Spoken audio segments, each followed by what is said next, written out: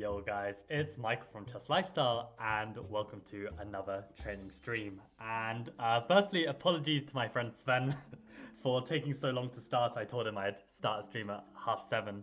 And I told him this specifically because I felt like, he might enjoy this stream in particular because in the past, we've spoken a lot about openings and basically more specifically opening preparation. And I think today we're gonna have a lot of fun with this opening preparation that I've been doing. So yesterday, if you remember, I was telling you guys about how I've recently been making use of ChessBase.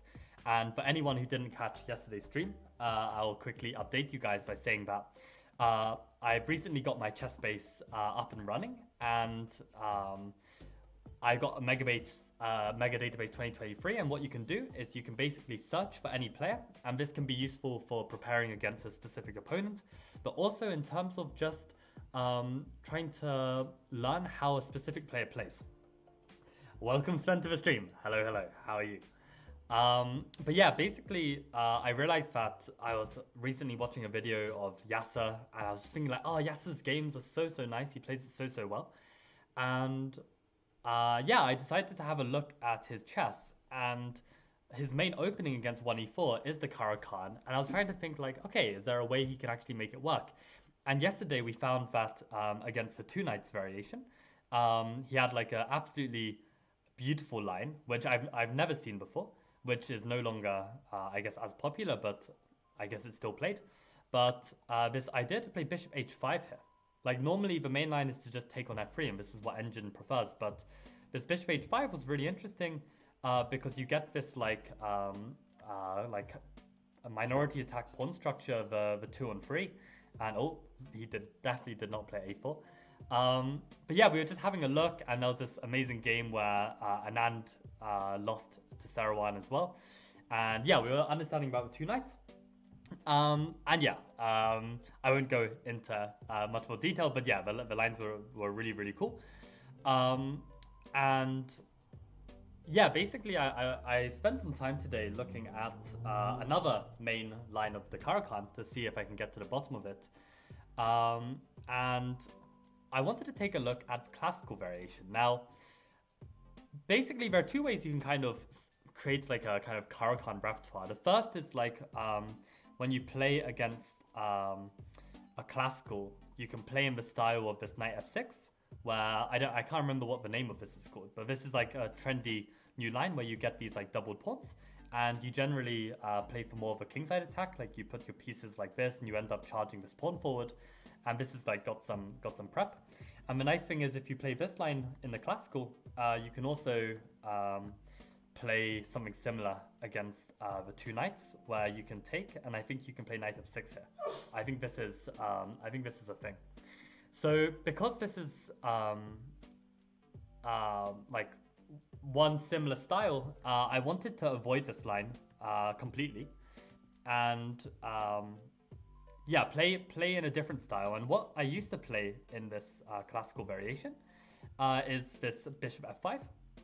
And this is what Yasser's been playing a lot as well. So this is like this old, I guess you could say, main line of the classical.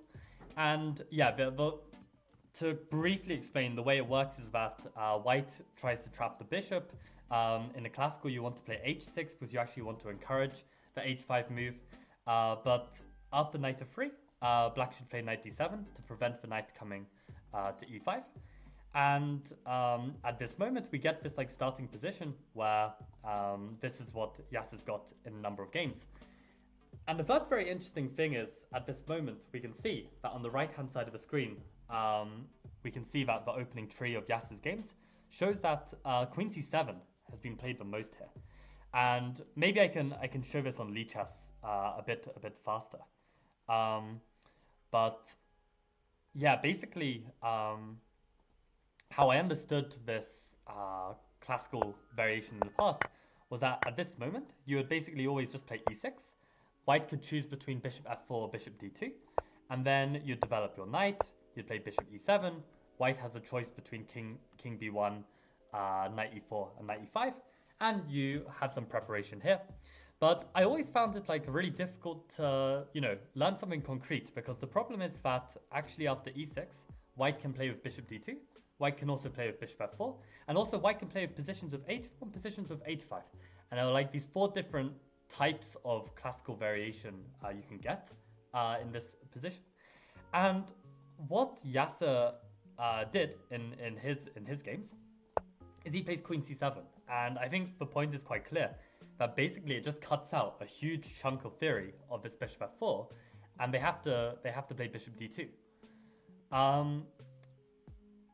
So yeah, basically I was studying the lines today, and yeah, it's just really interesting to see this new line. So I'm constantly being amazed by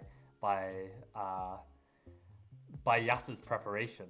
And yeah, today I basically wanted to try out some test positions. So I don't know how interested you guys are of like these random lines of the Caro-Kann, but in terms of making a repertoire, it's definitely interesting for me.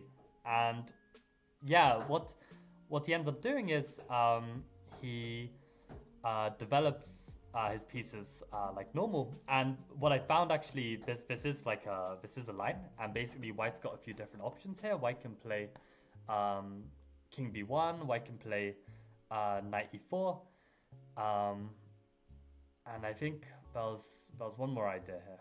What else was white playing? They're playing this queen e2. I think there are basically 3 different moves at this point. But yeah, it's interesting how like theory has progressed, because like this knight e4 is like the main move by far, and we're gonna get into why that is. But at this moment, Yasser was playing a super rare move, which is still extremely rare, this bishop d6. And the idea is you give up this bishop, but you basically try and get some play on the queen side. And I can just like take one of these games, for example. But yeah, I mean, if you check an engine with this kind of play, it's actually not so sound at all. But basically, the white players have not managed to punish black for it. And I don't know, I was looking into this stuff, and just going into this queen c7 and seeing if I could get to the bottom of it. And what I find really interesting is that I basically found like a novelty, but I went on a whole journey with it. So I'm going to try and explain it. So I don't think it is preparation, but rather in the understanding of Yasser Seirawan. Yes, if we can understand Yasser's chess.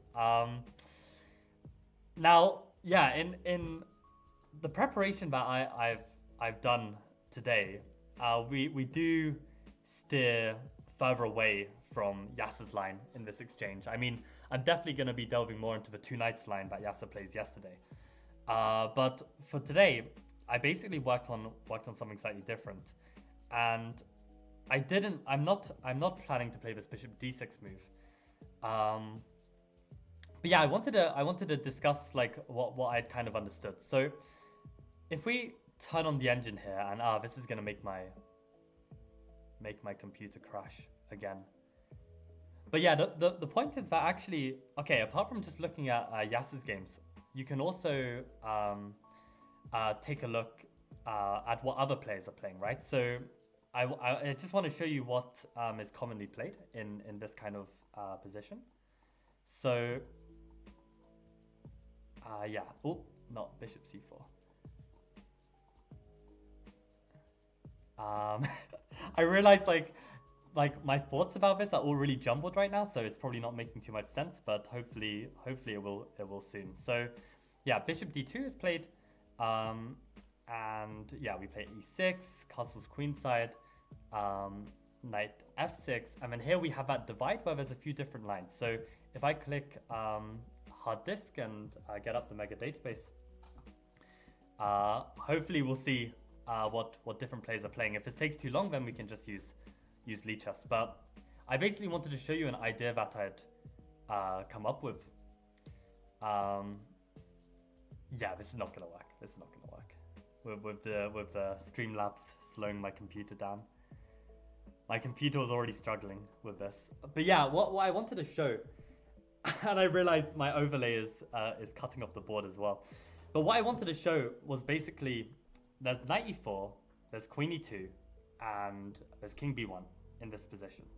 And interestingly enough, after this knight e4 move, the top engine move is um, actually not being played. And I wanted to discuss this a little bit, and I actually end up not playing this engine move, even though it's the best move. I'll just show it on Lichess because I think this is going to keep hanging. But let me move this over as well. Are you studying the Kara? Yes, exactly.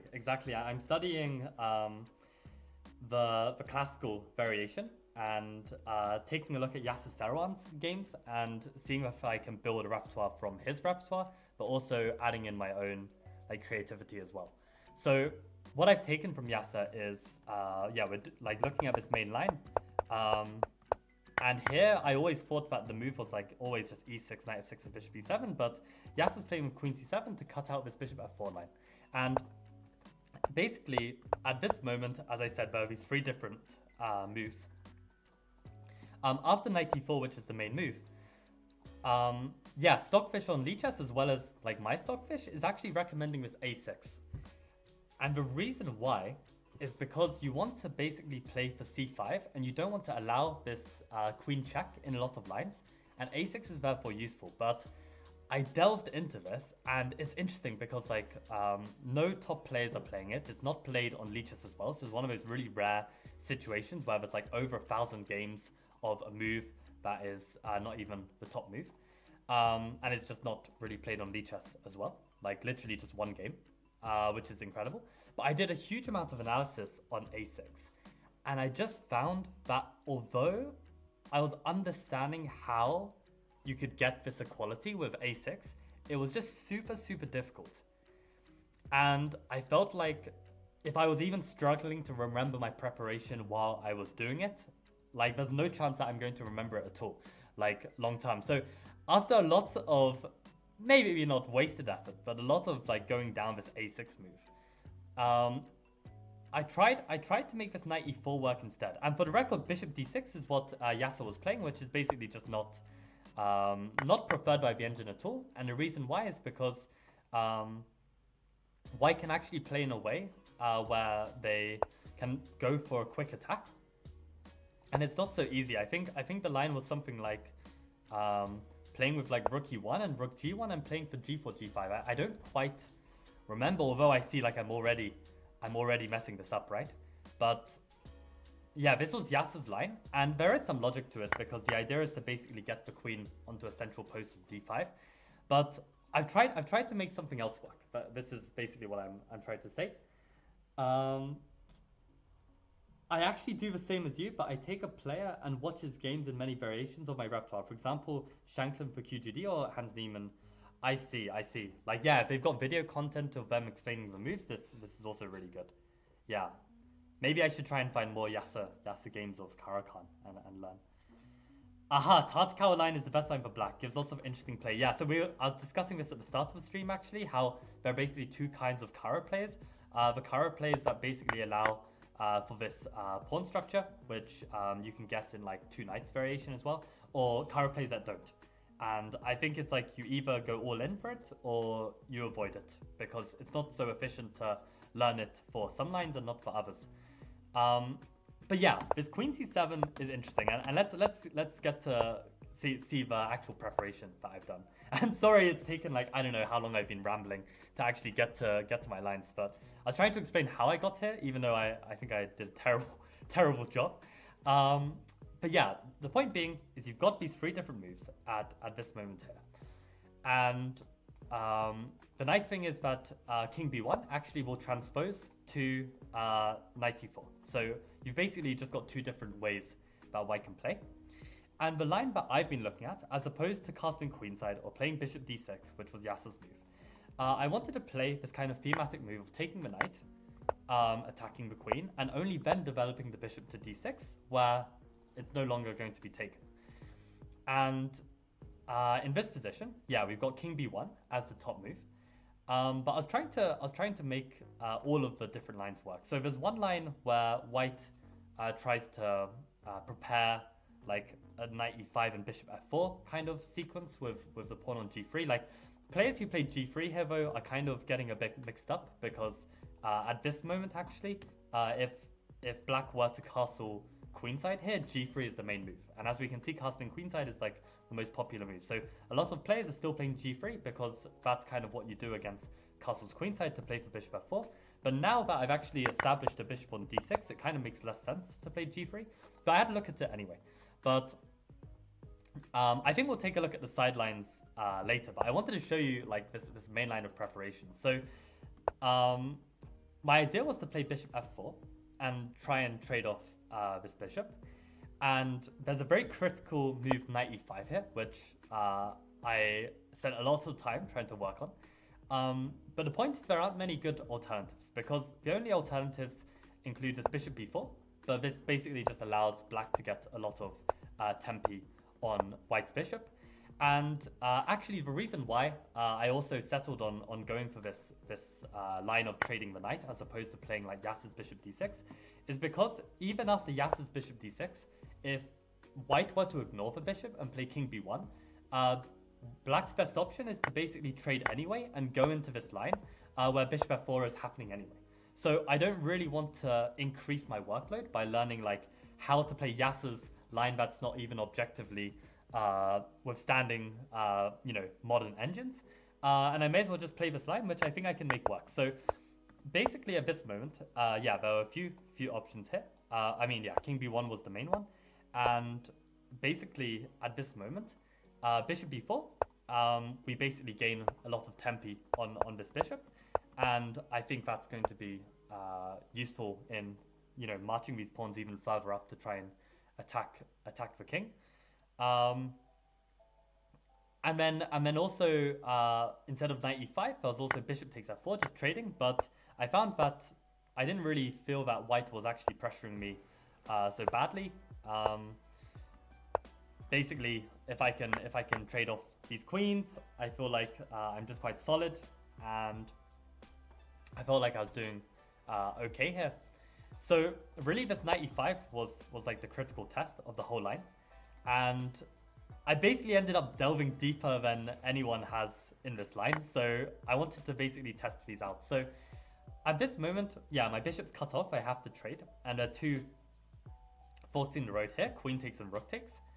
The rook takes was slightly more critical, and what I found was that if I play for the immediate knight d7 with the idea to trade on e5, the best move is always to play this f4. And I found that if I take immediately, this feels like easier to remember. Just get rid of this knight immediately, and whenever they can take with the f pawn, then we've got a very clear plan of just castling. And when white tries to like push this pawn down the board, we can play queen e7 and queen g5 to basically blockade this attack and equalize. And this is the same as when they take with the queen here. We can actually do the same exact theme with playing sorry, I want to see when they take with the f pawn. Again, we can castle, and on g4 we can play queen e7, and we're still managing to blockade with this move. So maybe some of these positions I actually want to play out, which I'm hoping to do with you guys soon. But I just wanted to show this main line. So if they take with the rook and we trade, like the engine is like almost making it work for white. But I found that, okay, if we start with rook d8 as opposed to castling, otherwise we'll be able to double. We can trade a pair of rooks, and now we can castle. And this endgame, I was like really trying to get to the bottom of. So, okay, let me answer your questions on chat, and then we'll discuss this ending. So I feel like this ending is super interesting, actually. So, yeah, exactly. If Tartakower is against knight c3 or knight d2, same thing, exactly. But yeah, this endgame, it looks like, is this winning for white? Is this losing for white? Is this a draw? I mean, not is it losing? Is it winning or is it a draw, right? I was trying to get to the bottom of this. So this is what I understood. So it's crazy because there is a nuance, like as you can see, according to engine and also my engine, there is this move a5, right? And it looks a little bit mysterious as to why a5 might be good. And this is the idea, right? So you play a5 and you provoke some kind of reaction from white. I probably should check out this a4 as well. But you provoke a reaction from white, and then you play for this f5 idea. And the crazy thing is that if you play f5 in this position first, you get this line where they'll take, you take back with the rook, they push g5, you take on f4, they take on h6, you take back, they give a check, you hide your king on h7. Like all of this play is like white has to be really precise here. And wait. Is this the line I wanted to? Yeah, this is the line. So they can play with b3 in this position.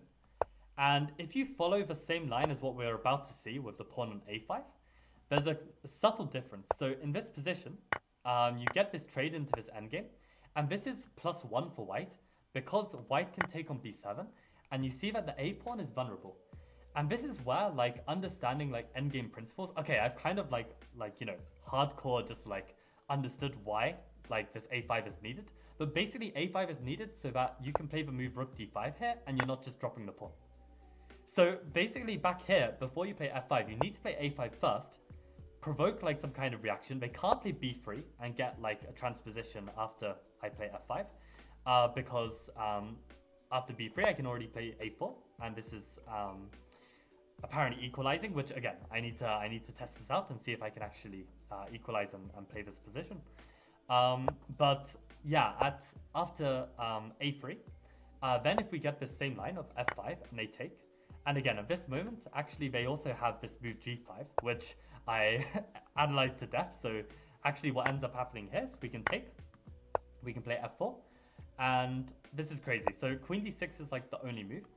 We can take and start pushing this pawn, and it becomes like only move chess. Like d7, rook d8 to block, rook d2 is the most precise, and then you start pushing this e pawn up, and yeah, it's all working by like one tempo for both sides. And at this moment, like you know, you've got to be really careful not to allow the h pawn to go. So this was like this whole line, and basically it ends up yeah, just equalizing for black in the end. And yeah, I think like these lines is crazy, like that.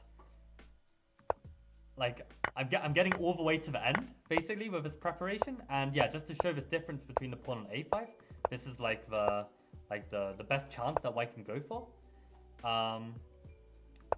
Although this stockfish is saying queen d6, but I was preparing this with my chess-based stockfish, so yeah, I'll need to look into these alternatives as well. But yeah, this was the preparation, and the point being with the pawn on a5, now you can actually play this endgame better, because you get this situation where all the pawns trade, or you trade into this equal pawn endgame, and this is also an endgame I wanted to practice.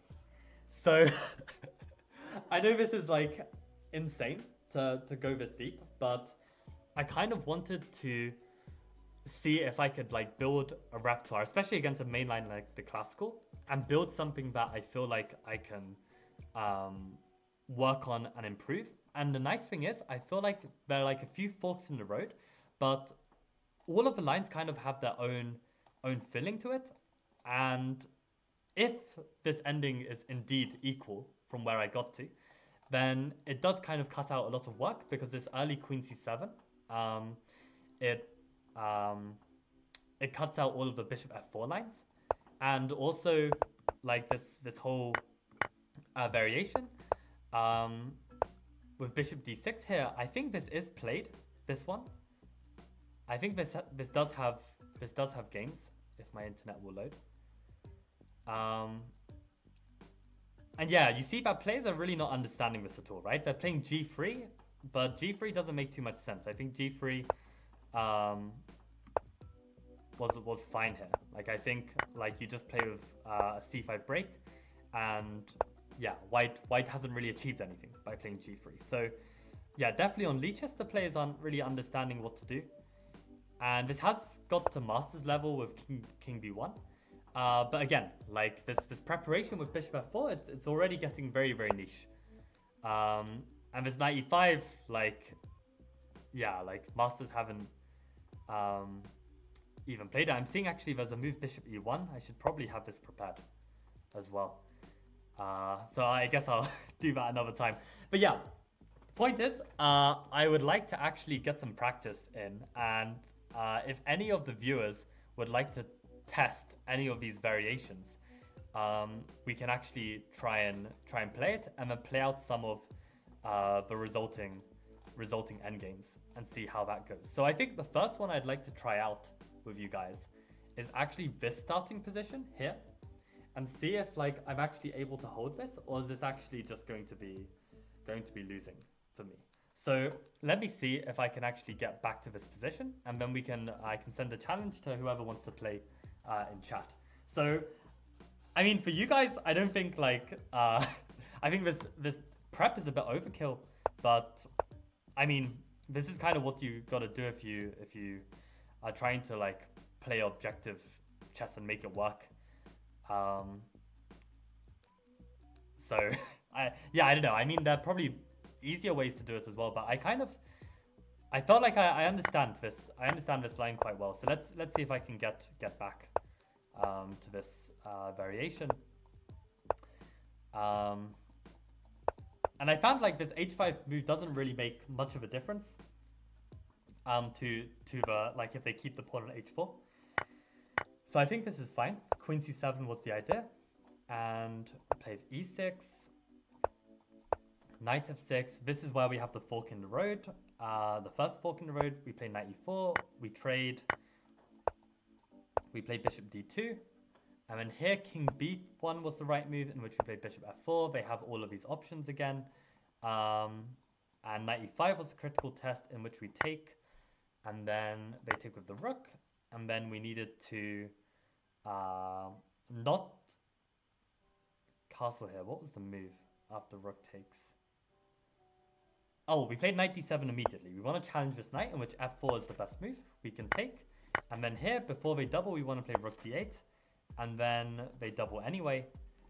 We take. They can take back both ways, but this is the best one. And then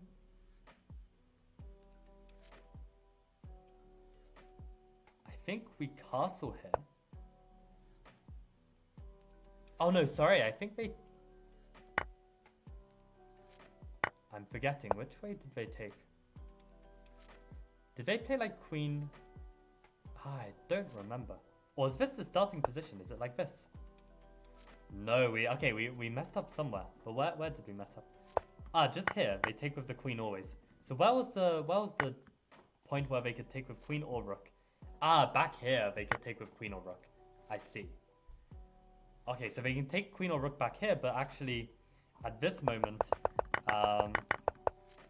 yeah, they're taking always with the queen here, which makes much more sense, right? Like threatening to come down maybe. And this was where we castled him, and g4 was the move. I'm curious actually what happens if they play queen d6. So we can take. Okay, and if they take with the rook. Okay, I need this in my preparation actually. But yeah, this this is pretty mad. I understand. But yeah, let's get this on in my prep as well, because I think this could definitely be seen. ED6 as well, and this is apparently holdable as well, even though this rook looks like it's getting really active. But yeah, this is gonna need to be looked into. But let's play out this position. So if anyone wants to play, let's play out this position here and see if I can draw this. Sure, Sven. Let's play this out. So I will take the white pieces. Sorry, I'll take the black pieces. God, I'm losing it today. I've basically been working a lot as well. So I've been like on the computer all day, as you can probably tell. Like I'm quite frazzled, probably is a good word. And we'll keep chess space open just in case we want to check out something from there. Let's actually prepare this on a an alt account. So okay, let's actually go for it one more time. This will be good practice. So this is like the ultimate main line of my classical variation, which I've been working on all day today. Let's see if I can still remember it. Ah no, wait. They play h5 first. This is very deep prep. I would never remember this. As soon as they deviate slightly, I'd instantly blunder. Yeah, the thing is, like, I've got some practice of playing the classical, so I kind of understand. No, we're not playing e6 anymore. We're playing queen c7. So I kind of understand where the pieces want to go. And the thing is, with these kind of main lines, it is more common to see like white players also replicate these kind of moves. Like you might already think these moves are already extremely niche, but they're definitely going to come up like at a higher level. So this was the line. We want to play bishop d6 here, and then king b1, and then they could play these alternatives, but we want to play knight e5. Then I take, and they could take with both pieces, but rook takes was better. And play knight d7 immediately, which I don't think is played much. I mean, actually, I don't even know how often this line is reached. Okay, this line is already... Oh, okay, it's been played a few times on Lichess. Knight d7, f4. Aha, and they've got knight f6, this player. But no, we're taking here. And then we need to play rook d8 immediately. We take, they take with the queen, and then we castle and we play g4. So let's play out this position. Let's play maybe 3 plus 5, and I'll do casual. I'll take the black pieces, and I will send this to Sven. Let's go. What if I do take with the rook and play queen d1? Ahashe. Okay, let's check that out after this training game. So it's my move here. I'm gonna play a5. So this was my prep.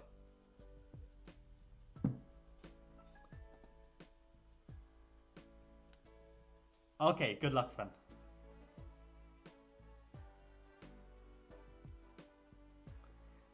So if Sven was following the stream, I reckon he might play a4, because this was the move that I haven't seen. But I wonder how it differs from like the analysis we just looked at. The pawn beyond on a4. Okay, no. So we just go straight into this.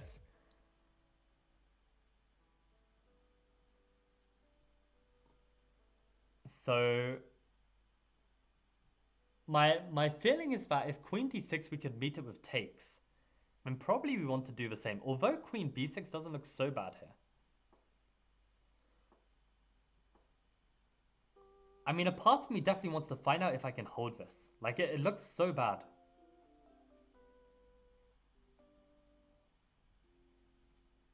Maybe the point is we can take and then play with f6.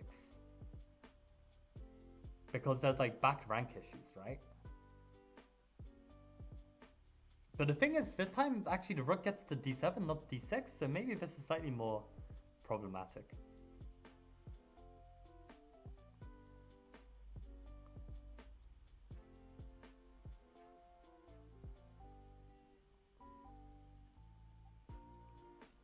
I want to play the rook endgame.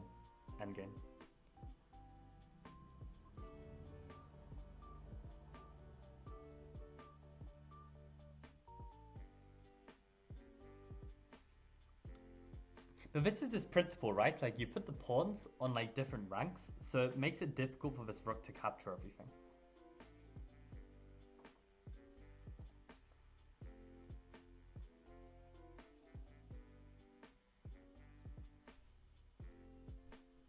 But yeah, this...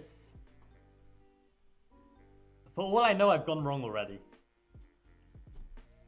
This kingside hexagon is very aesthetic. Ah, you mean... Wait, is this kingside? This is the kingside, yes. Yeah. Didn't even pick up on that.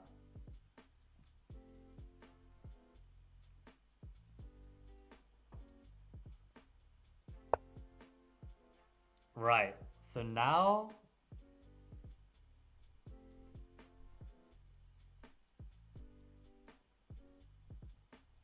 Maybe I should have gone with f5 earlier, actually, you know? Maybe f5 would have been better, but... I can also take rook check, get the rook behind. But is that e pawn actually so dangerous? Oh man, this is hard.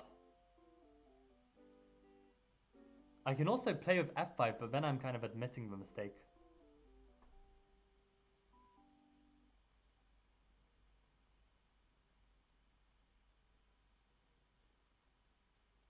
It still might be the best move though.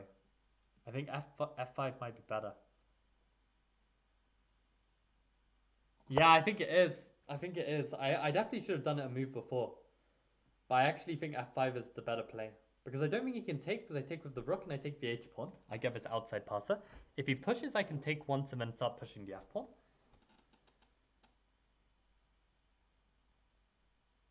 So okay, this f5 push is actually really good.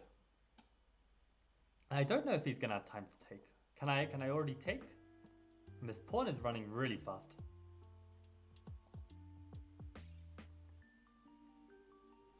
Okay, I'm gonna get some water real quick.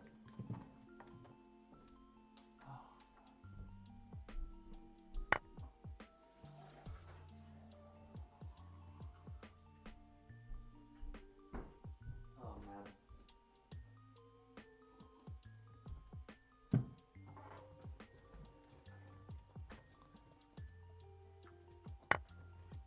Let's do this.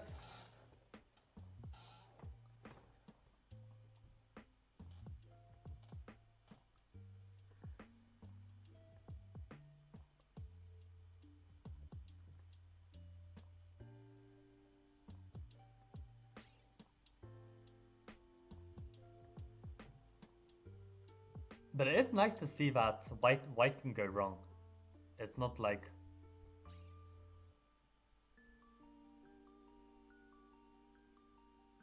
But yeah, it almost feels good, you know, to have like this preparation. Like the knowledge that I have a line that potentially draws by force.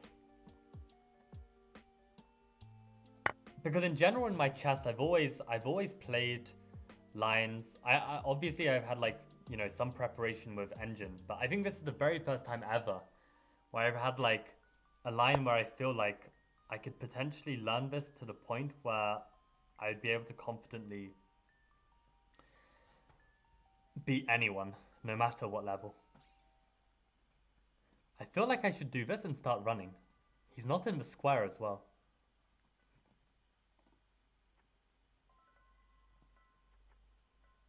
Or maybe put the rook here. But will I need that tempo? I think let's put the rook here. Let's cut off the king. Get this pawn very far forward. It's not going to be easy to get this rook behind.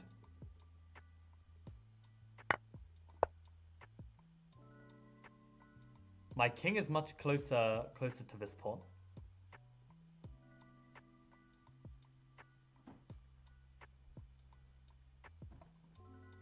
I think this looks promising.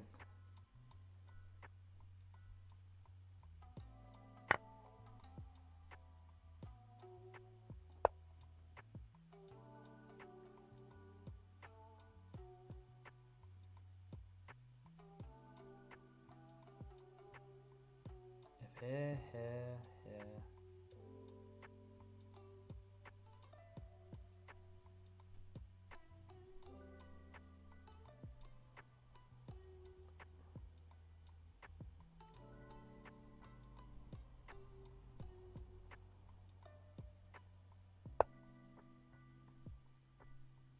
Aha.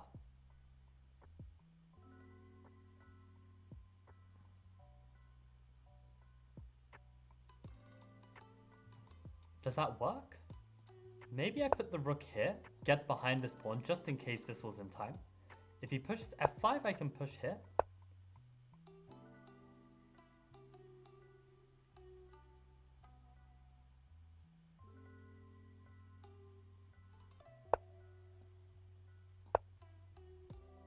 And I've got this threat, so I think this is working.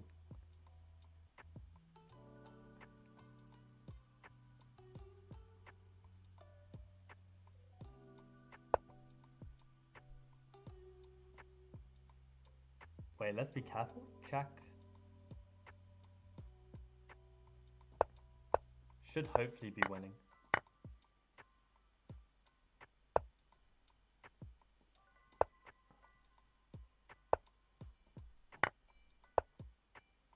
Okay, so now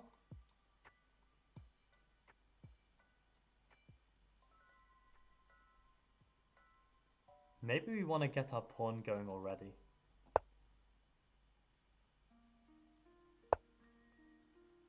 Maybe we can go after these pawns. My king is always able to just blockade on e8, I think.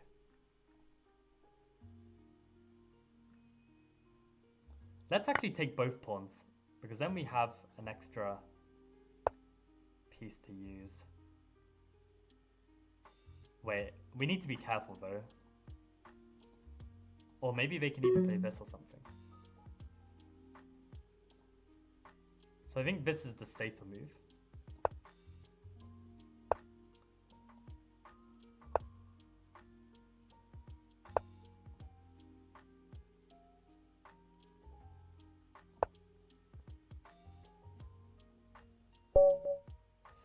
Yeah, I managed to stop the pawns. I didn't even appreciate that. I was just thinking I can sack him and get the pawn rolling.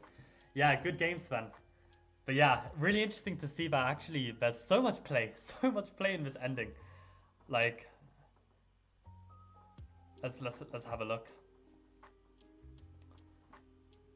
But yeah, this queen d7, wow, and black's better. Unbelievable. Yeah, good game, good game. With that talk, you'd better hold this ending. I don't know what talk I was saying. I mean, I definitely was feeling good at moments. But yeah, after playing f6, I realized that f5 is just a much better move. I just didn't appreciate how strong f5 was. That's crazy. That's crazy. Like, these pawns are like all the way forwards here. But in a way, there is a huge difference in this position. The fact that I've got a king on g8 and my opponent's a king on b1. So that means if there's any kind of pass pawn creation out of this hexagon, we'll call it the hexagon after Josh. But if there's any kind of pass pawn creation, then I'm gonna have the advantage. And f5, unbelievable. And already it's like getting to only moves to actually hold this.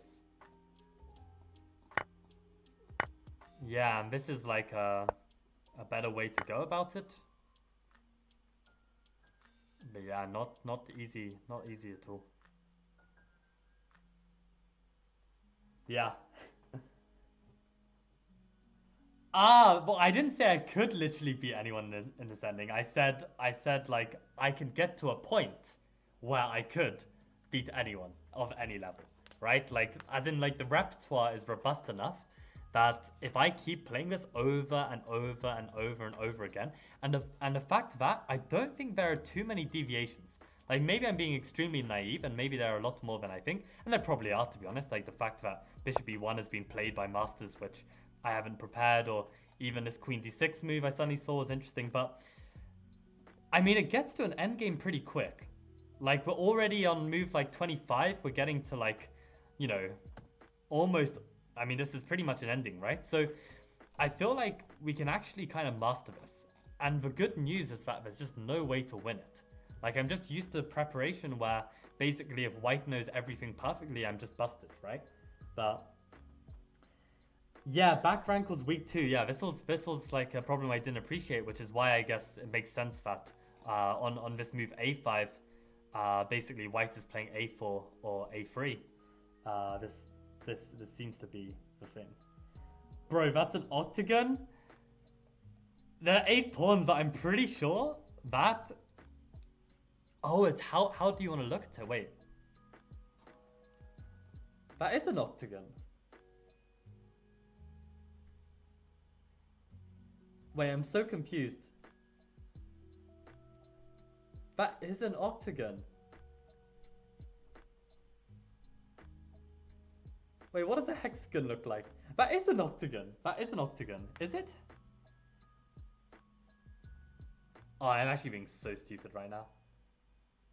Nah, it's an octagon. That is an octagon. Jan, I just believe Josh because he supposedly does maths at uni, like you know just trusted the GM mathematician over here. Bro, it's an octagon. Unbelievable. Okay, we're gonna have to change his name. um, I started playing knight a3 on my main. Oh, nice. Is this the Alekhine? Not Alekhine. Alapin line. This early knight a3. Number of edges, or is this a hexagon? But if we're looking at edges, there's just 4 edges. Does that make it a square? Are we connecting these as well? Then it is. Wait. No, this is an octagon. 1, 2, 3, 4, 5, 6, 7, 8. Yeah, this is an octagon. Hexagon has 6 sides. Octagon is 8. Yeah, that's an octagon. Yeah, it's actually an octagon. Time to hand in my credentials. Oh no! Sodium attack? Oh, Sapsara, please. Please. We're now playing like Stockfish engine skills. Yeah. It's an octagon, it's fine. Yeah. Oh man. Oh man. It kind of gives the vibe of a hexagon though. I can completely understand where Josh went wrong. Gives me the vibe. What the hell? Aha, I got a message from, I guess, a viewer. I don't want to open it just in case it's like something that I don't want to open, so I'll check it out later. But yeah, let's play another game of this. And I would actually like to practice what happens after the move a3 and the move g5 is played. Let's see if I can play this. So again, let's go all the way from the beginning. Let's see if I can get back to this point. And we'll start going backwards one by one. We'll start going backwards one by one and get to a point where we try and cover as many of these lines as possible. Like, all of this practice is really helpful for me, so I really appreciate you guys listening to this madness, because I really do feel like a crazy person going through all of this. Queen c7 is the prep. Bishop d2. E6, castles, knight f6. Here we have the divide.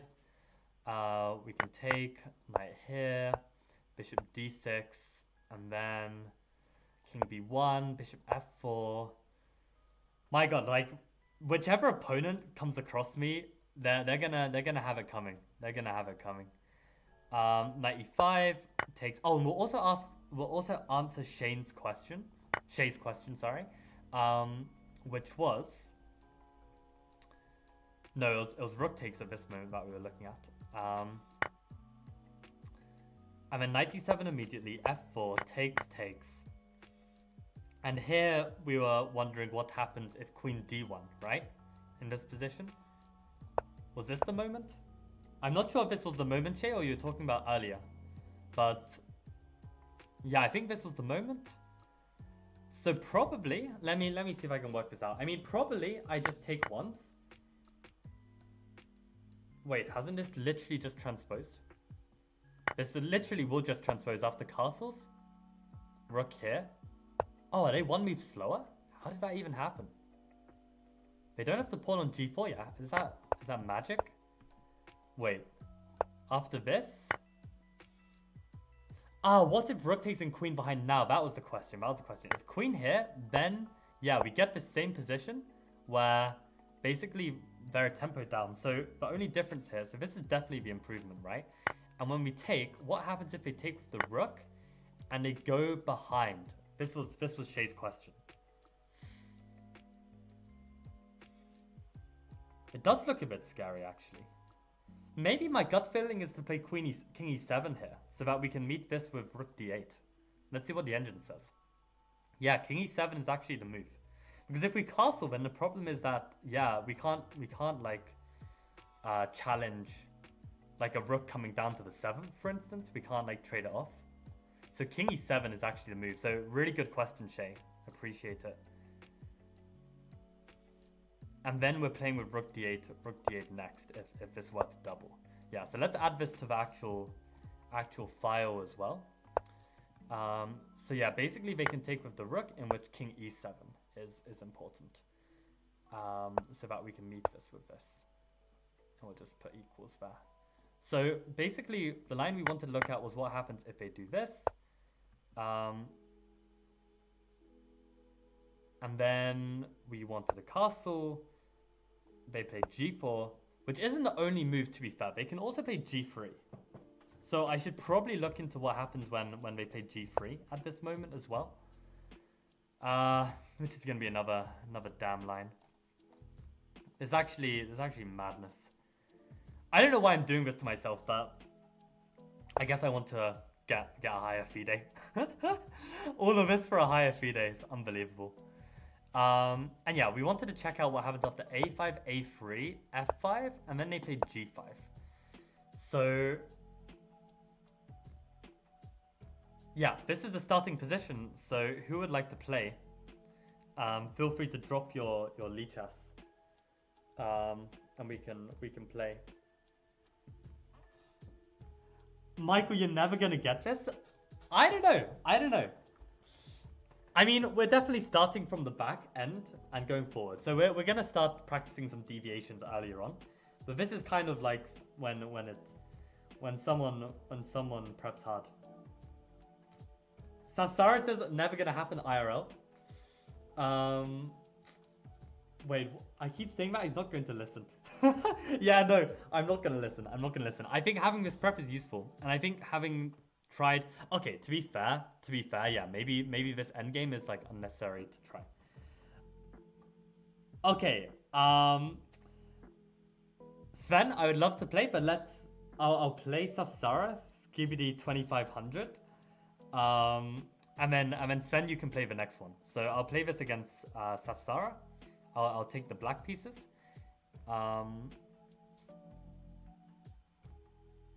Let me challenge. SKBD 2500. So let's see if I can draw this endgame, or maybe even win it.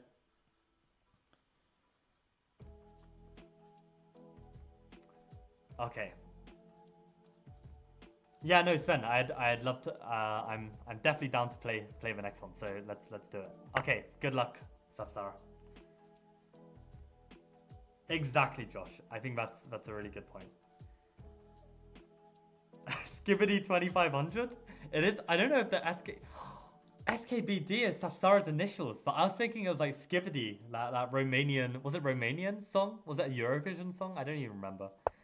This is the point. So I can't take on e5 for some mysterious reason. Like white gets too much counterplay, so I have to just push f4, and somehow I can draw / even win this. I don't even remember what was the move. Oh no, I do remember the move. Queen d6 was the move, and then I take it. Oh my god. And then it was f3. Does Safsara remember? Maybe he does. I have to play rook d8. But it was literally like, oh no. So I guess I can just take immediately then. And maybe I have the slightly better active rook. I presume this must be the move. And I'm going to play this, right? So again, somehow the fact that the pawns have been pushed forward, it kind of makes them weaker. Really interesting. But at the same time, it's also limiting my king. I don't even know. I should also be thinking about what happens if I trade into a pawn endgame. Like, let's say we got that position. I'm probably losing, right? Because he doesn't have to break with one of these pawns.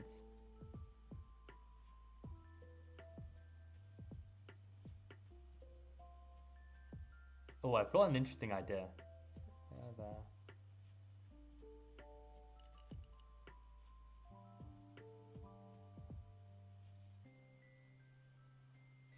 So I wanted to do this, but the problem is he can push, and when he takes back, he takes with check. It's really annoying.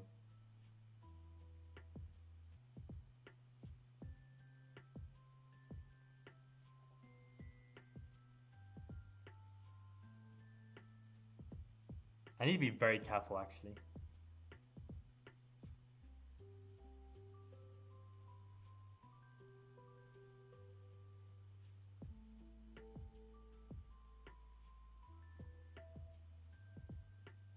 Let's start with a check. Get Safsara's king a bit misplaced. Do I even play a4 here? That's actually not crazy. I kind of wanted to activate my king. Maybe even this side. Do I care if his king gets active? If we go here, he goes here, I go here, he goes here. Maybe I do want a4, but then he can maybe get an outside pass pawn.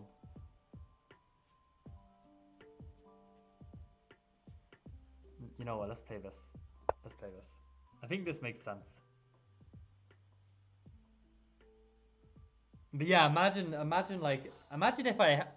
if someone locked me in a room and I had to play this endgame out 1,000 times. I'm gonna get better. I'm gonna get better at these resulting positions. So my idea was to play with b5. This was my plan, to try and slow down this king activity, and hope that like my activity with my pieces is just gonna be faster. So let's play it now. This was the plan.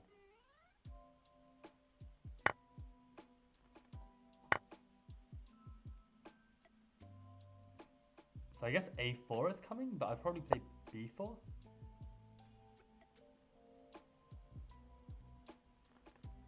Oh, so I can trade into a pawn endgame probably. Takes, king here, pawn on, takes, pawn on, pawn on, pawn on, pawn on, pawn on, pawn on, pawn on, pawn on. Queen, I queen with check and I have an extra pawn. I think I queen with an extra pawn in that pawn ending.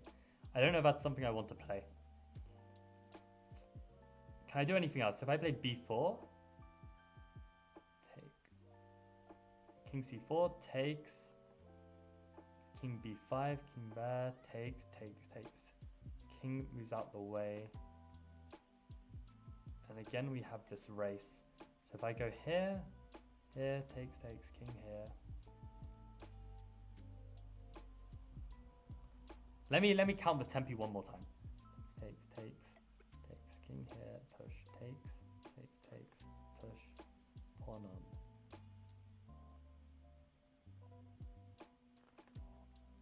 Oh, am I counting this right? Takes, there.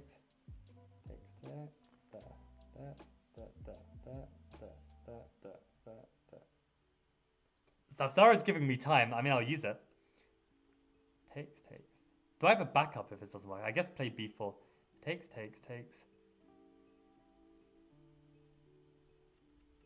I actually can't calculate this. There's one tempo in it.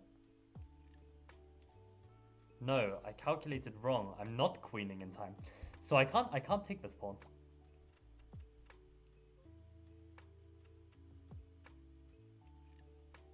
I can't take this pawn. Okay, I'm being mean. So I guess I need to go for this.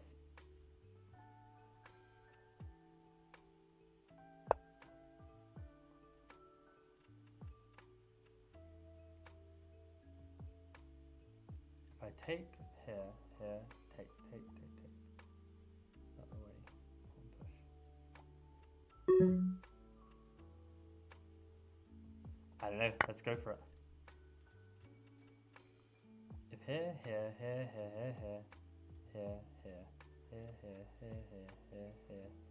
So I queen second, but I think it's probably a draw. I don't know if I could have done better.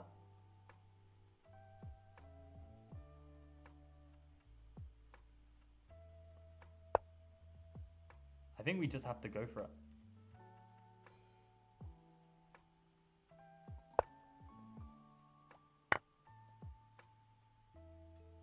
Unless I push b3. Maybe not crazy. Maybe that is crazy, actually. No, we need to be faster, right? Oh, they can move out the way by taking on b4. Oh, crap. I'm actually lost.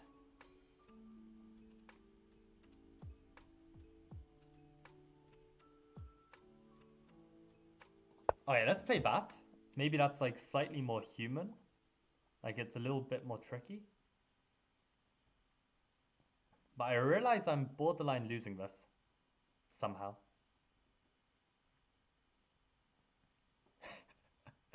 Sapsara donating seconds. Appreciate it. I mean, I'm not going to flag if he thinks that I'm going to flag. Like, that's not happening.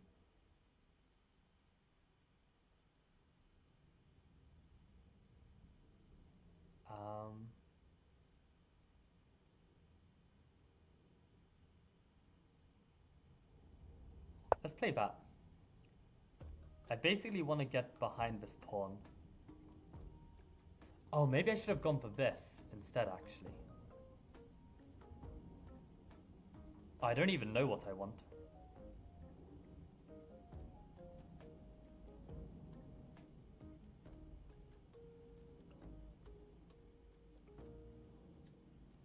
What do I even want in this position? So he has to push a5.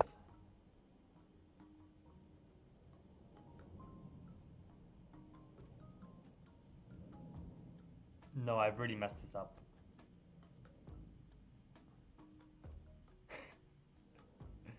Damn, Sapsara's gonna win this game and gloat about the fact that he's given me like so much time.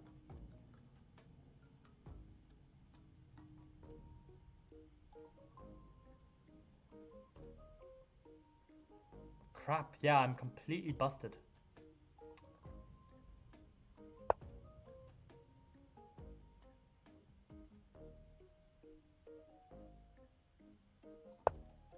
It's completely busted.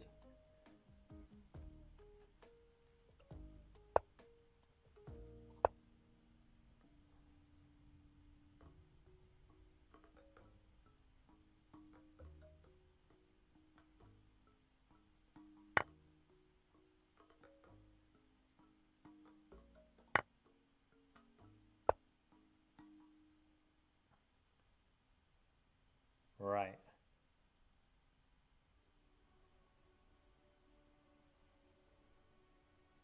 So I guess this is forced. Oh, and I have the wrong pawns as well. I'm not even going to get a drawn pawn and king and pawn ending against king and queen.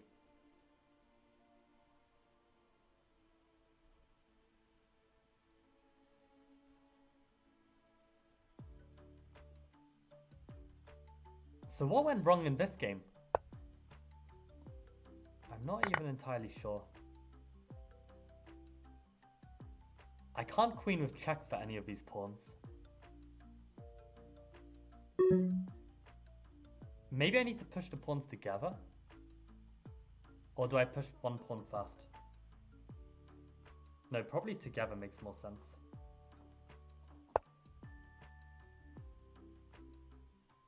Not that it probably makes a difference. I'm probably lost either way.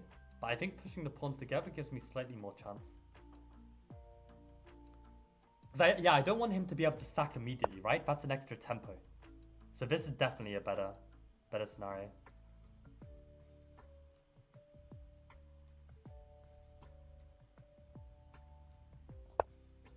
I don't know if that was the right decision though. And he's given another check. Let's come this way.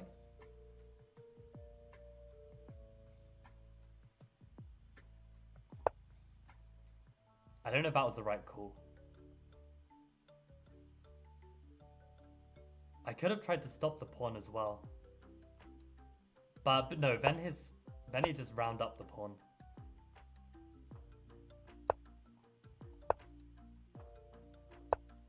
Here, here, here.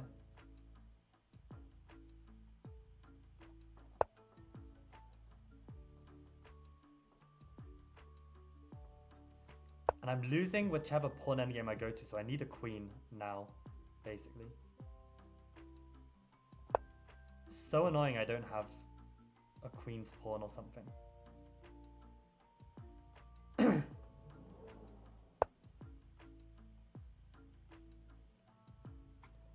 Unless... No, I'm definitely losing that, so I have to go for this. And I'm probably lost, right?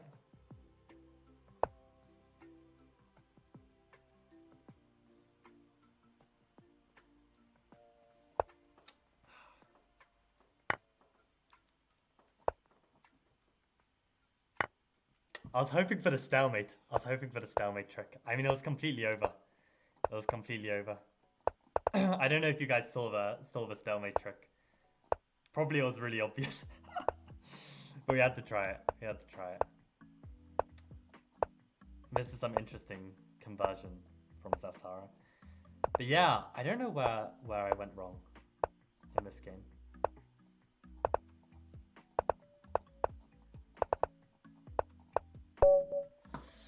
GG! GG, GG. Are you playing any over the board tournaments soon? I'm probably gonna play in the Birmingham Rapid. Um, but stop saying pawn. I mean, I needed, yeah, it was a tough one to calculate. Wow, Sapsara's stream sniping that game, man. But yeah, well played, well played. So yeah, Rook D2 was the only move to basically play for advantage, at least according to Engine.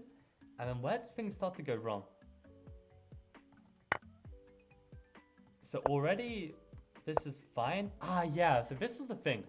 I realized that I can't go for this plan because I was very worried of h6 and that I can't take because of check. I didn't like how this was looking. So I think maybe actually that on rook, instead of playing rook d5, just going for this plan immediately is probably really good. Yeah, this looks like a better plan. Although, to try and get rook f7. I see. Interesting. Yeah. No, you just heard me talk. Okay, okay. So just a distraction because I'm just saying pawn like 1,000 times. Yeah, I was trying to calculate this ending and I miscalculated it really bad. Basically, I was trying to calculate whether I'm in time with this position, but oh, I actually am. I actually am with this? Oh, I just can't take. I see. That kind of makes sense, actually. Trade a few more pawns and then, like, try and run with this pawn. Right? Like, if you start pushing, I can always... Oh, the engine's not loading? Yeah. Aha, but I already have to be precise. I can't play rook h8 because of b6 is good. So I need to play... Oh, no. Oh, no, I do need to go behind. Okay, thank God for that. I was thinking, like, why am I not allowed to go behind the pawn? Like, that makes no sense. And the king and the rook is stopping this. And then we get counterplay of our own. And b4 was just wrong. Yeah. And then I go into this ending. Yeah, what I didn't realize was actually, I thought I could take here. And we would get this position where you need to play like something like king b6. And I thought I'd be in time and get the draw. But the problem is you can actually just take my pawn. And then obviously you're even within the box and this is just completely winning. So I completely messed that up. And then, yeah, this was my plan. And somehow I actually got closer than I thought. But the problem is in this kind of position, as we've discussed in the Leicestershire Grand Prix, these pawns, they're not gonna be... like if you sack the rook for any one of these pawns, I'm not gonna have a king and pawn against king and queen that draws. Right? This is like always losing. And that was basically the problem. Like I was really close. Wait, I actually messed up here? Oh, it's still winning. Okay. Alright, it's always still winning. Okay. Yeah.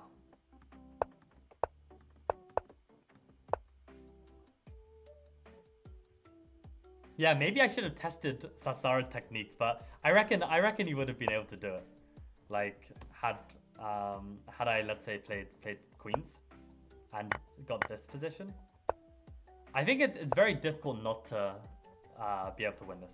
Like I think you just need to show the technique. But maybe I could have forced Sapsara to show his technique here.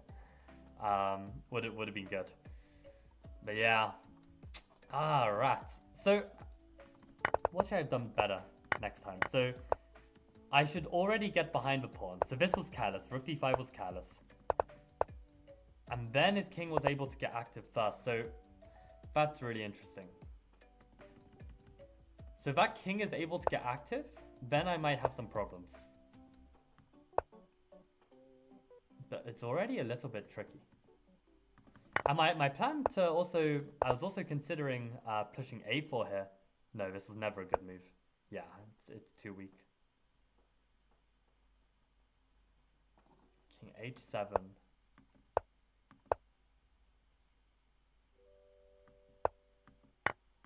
Yeah, this is apparently just a draw. Rook h4. You know, I did consider this as well. And I was thinking I might be able to bail out like this, but I don't know why it like crossed my mind and then I dismissed it really quick for some reason. Maybe I missed something.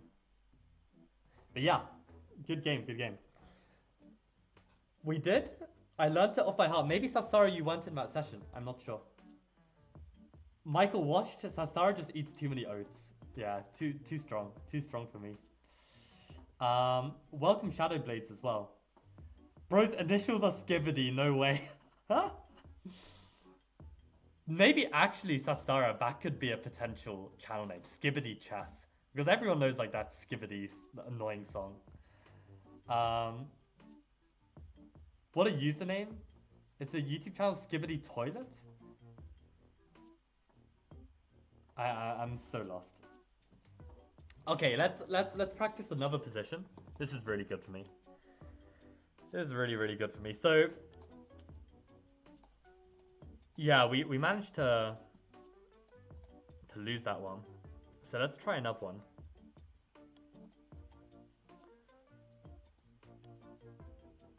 I wonder if this one is worth testing. Like maybe we can get up to this position and we can just find out like what's going on in this endgame. Like, am I able to take and hold this position or this position? Apparently they're both like just slightly better, but also not clear. So maybe actually let's just explore it a bit now. I mean, I would ideally use my chess-based engine because it's stronger, but then my computer will crash. So let's try this. So the idea is to play either g6 or f6 here. F6 making use of the back rank theme, I'm sure, right? That's probably the idea. So then white needs to basically make a luft again. Let's use b3, I feel like that's the most flexible. And then we can take and play with rook f5. Interesting, and this is apparently drawing, and then we've got e takes d6. Which c5? Why is that necessary? Rook d8 feels good in the sense that they don't push. Oh, they don't want to push? Then it's just better for black. Okay, right. So let's say again they make like... Okay, I don't know why b4 would be correct. What's the difference? Wow, so you actually want to advance these pawns forward?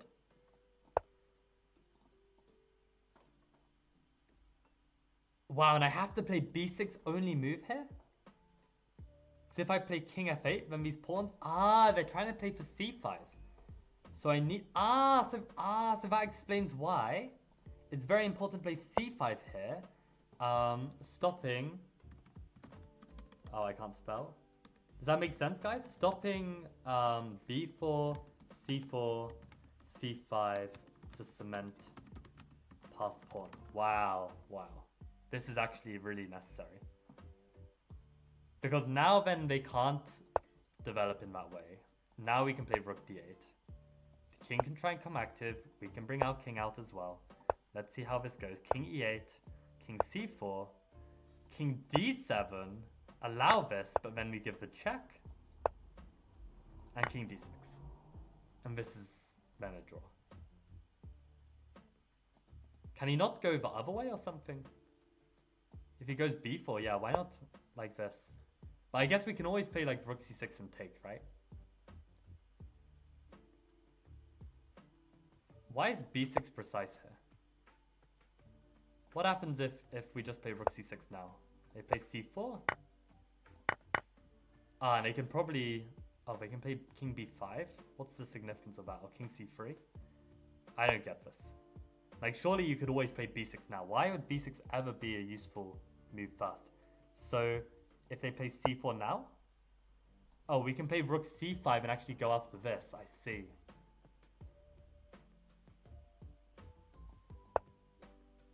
Yeah, this is way too... Yeah, no. We're not playing b6. We'll just leave it as rook c6. Jesus Christ. Jesus Christ. I don't even know if I want to practice such lines. I mean, maybe g3 would be interesting, because this is like a slight difference.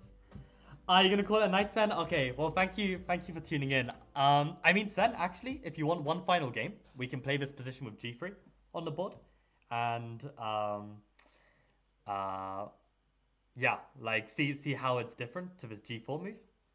Um, I can send you a challenge. I can send you a challenge of this, and we can try it. I think it'll be good to have one more practice of this endgame.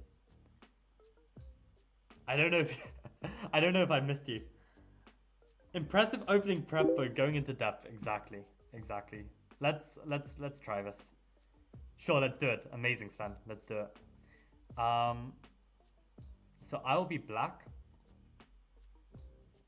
Okay, let's go.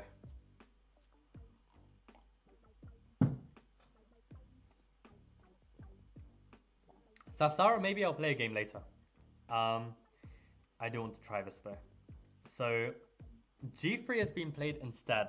So I'm gonna start with A5, just like if the pawn was on G4, and let's see how this is different.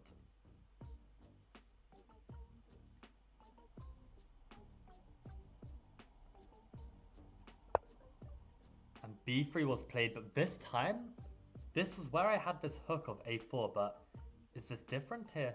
Can I take on A4? Was there something concrete there? I feel like I should just play A4. This was the point. So let's play A4. Otherwise, we're going to play F5 and we're going to get... Well, F5 may not even make sense. It may not even make sense. So I think A4 was like the idea. I actually have no idea how F5 fares in these lines. And oh my god, we go into this line. So we take...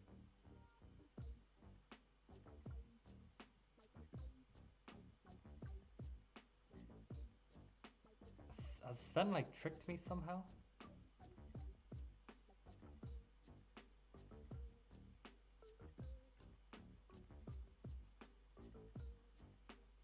I mean, I guess we gotta take. I mean, if we don't take, I wonder if we don't have to take. Or are we getting completely busted after a move like F5? I don't even know. Do we even push A3 there?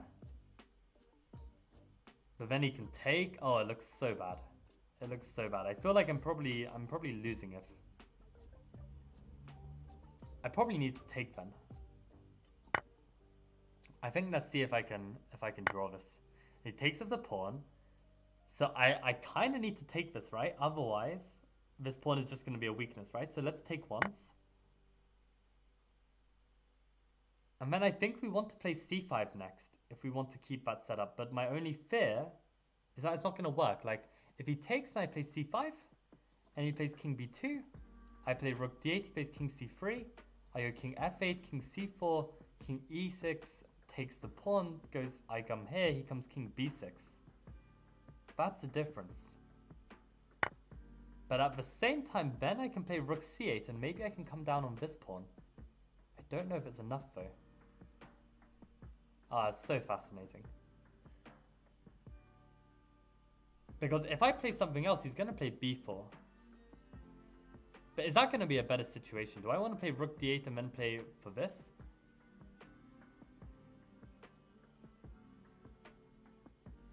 Then he could take, king b2, king f8, king b3, king here, king here, king here. No, we'd have to go around. Maybe I actually hold it.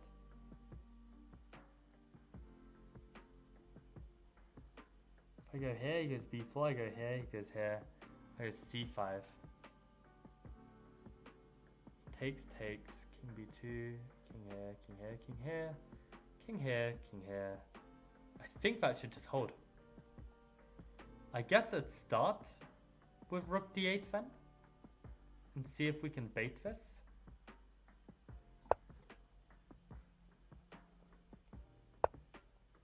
Yeah, so now my idea was to play with b6 and bait this b4 move first. Unless we want to play with this and keep the b pawn. King b2, king f8, king a3, here, here. No, we wanna trade more pawns, I think. I think this makes sense.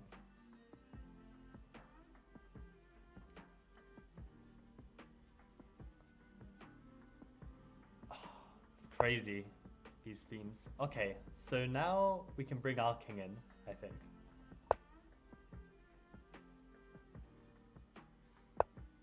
Now, okay, we gotta be really careful.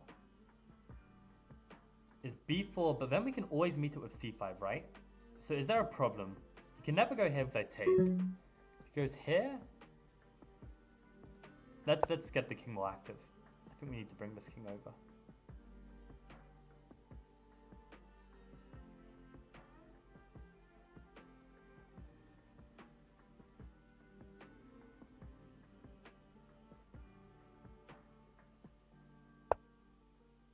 Comes this way.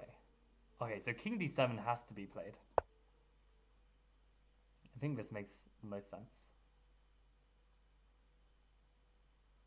We may even be able to take over here. This endgame is so wild. So crazy.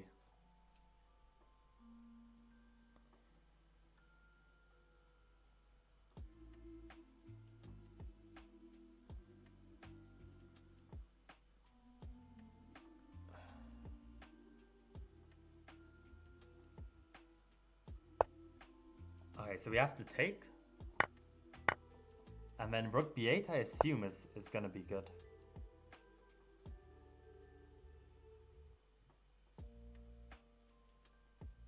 Wow, we might actually be taking over here.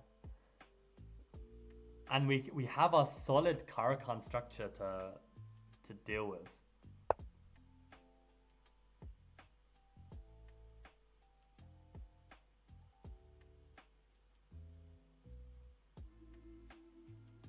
So I guess rook b5.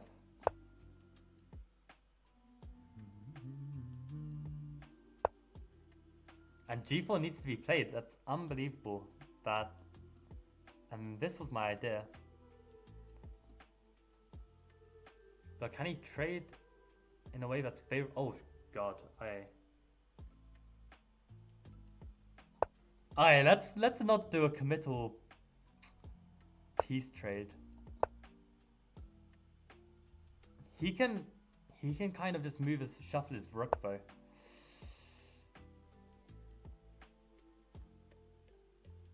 Oh, I don't know. Can I play rook d5? That's the golden question.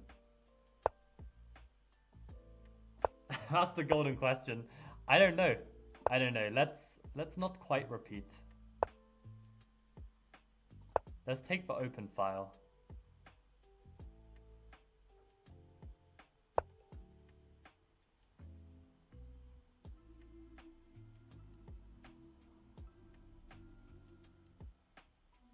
Do we play for the win? No, we don't. We're a chicken. I don't know if we can play for the win. Yeah, I don't know if I'm better or not. I couldn't. Yeah, GG, Sven. Good game. What's the ending like though? Am I better? I am better. Yeah, I just couldn't work out if this was. I thought this might be losing for me actually. It's just a draw? Okay, I need to take with the right pawn as well. Yeah, I couldn't work this out. I thought I might get like Zugzwanged or something. Yeah, good game, Sven. I mean, but it's interesting, right? That the G pawn, you ended up needing to push it on G4 really if you wanted to go for something on the queen side. Which... Yeah, I don't even know. Yeah, I mean, I was considering... So how does... Okay, let's actually just go from the start. So, the first thing was this b3 move. A4 was the way to deal with it in the other lines. Looks like it's playable. But queen d6 was good. And then we get this whole situation. Does this capture change anything? And yeah, c5 now no longer works. Because the king will get in. This is what I was worried about. And yeah, I was right. Crazy. Wow, and b5 doesn't keep him out because of d7?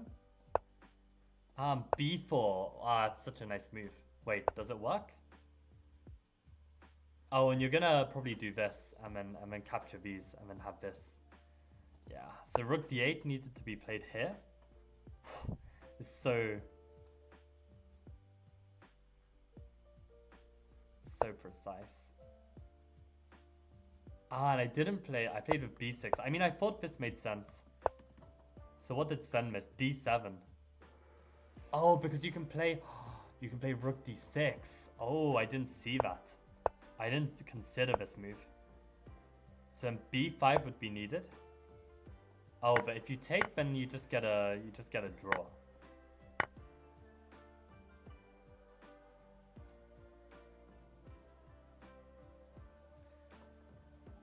So that's why you need c5 in this position. But now this is fine. King e7. And this is, oh, we protect everything. I see. Wow, this is tough stuff. This is tough stuff. And I wasn't sure about c5 because I thought maybe you just activate the king. Like king b2. Yeah, and then play for b4. Ah, but the point is I can just keep it closed just by playing b6 now. I don't take. Right. I don't have to take. Oh, man. What a position. I'm getting all of these challenges from viewers, I'm guessing. But, oh, from position? Oh, we have another player who wants to try and beat me in this? Oh, that's very tempting. That's very tempting. I will accept it, wanted guy. Let me just finish this analysis first. I will try this ending one more time, and then we'll play it. And here I'm actually got the advantage, but I just couldn't see how to break through. My original plan was rook d5, which just wasn't good. And then, oh, I can still play for f5. No way. I can still do this kind of plan. Oh no, that's from Sven. Sven playing f5. Oh god, this is gonna take a lifetime to master.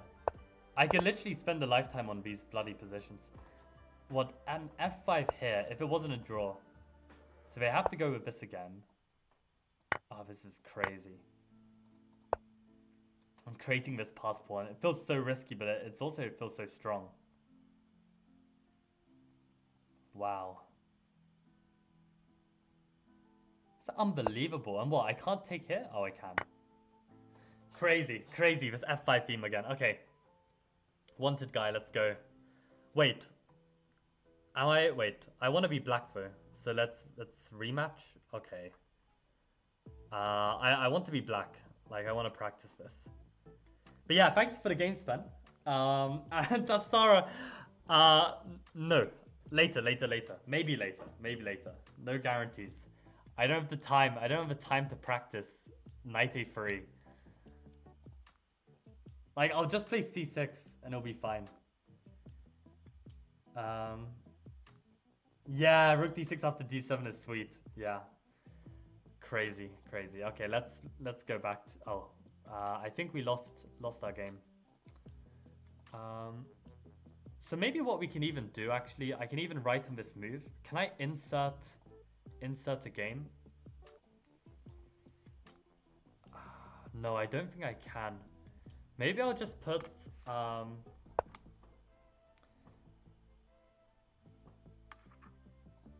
so I'll just put, it seems that I may not have the same counterplay with f5, but also white's pawn mass on the king side is less. Wanted guy, I want to be black. So if you change the color, then I'm down to play. But also white's pawn mass on the king side is less threatening with the pawn on g3. Calculate carefully in transpositions that are similar.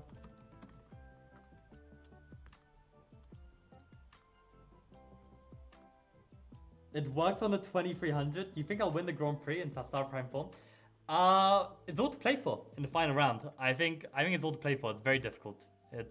I mean, probably you've got the best chance, right? Like you've won it before, so you've got the experience. Okay, we get the challenge from Wanted Guy. Let's save this and let's play. Let's try this one more time. Oh man. Okay, Wanted Guy. Good luck. Let's go. Let's see what absolute beast of a preparation Wanted Guy has gone for. Interesting that Wanted Guy wants the setup with G3 though. But yeah, thanks for the game, Sven. And here we have an a3 position. So last time I went f5 to get counterplay. Here I don't have f5. So I have a feeling it could be b5, but I also don't know if that's weakening too much. It could be f6 as well. Maybe f6 is the play.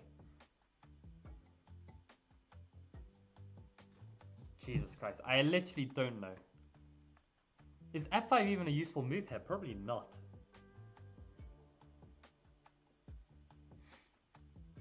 I don't know what a useful move is in this position.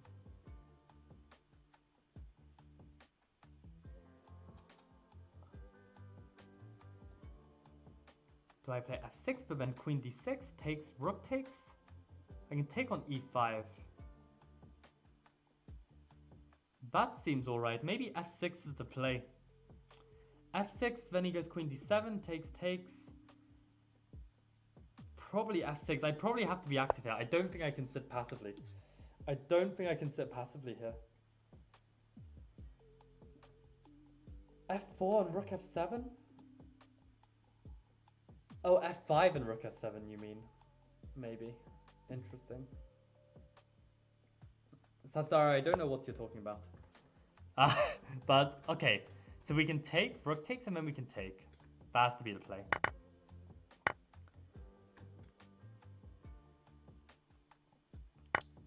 And this is why breaking up these pawns was important, but now we need to be very precise. I assume rook f5 is good. Unless we want to actually just go after this pawn by giving a check, pushing the king out to a2, but maybe the king on a2 is actually kind of active, a bit like how in Sapsara's game, he did well there. So probably rook f5, it's definitely the move that's calling to me.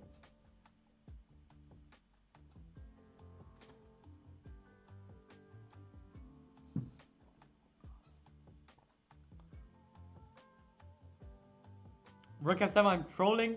Sapsara, I can't read chat and calculate at the same time. Why are you trying to troll me? I was trying to understand your plans with full respect.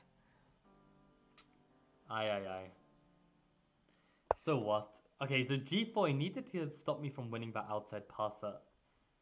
Do I want the pawn? I do want the pawn. I do want the pawn.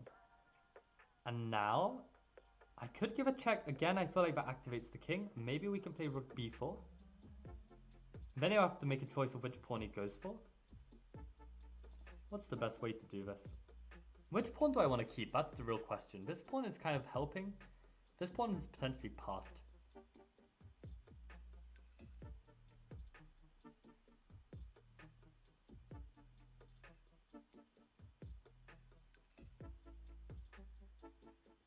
I could even try a move like g6. Takes, rook here.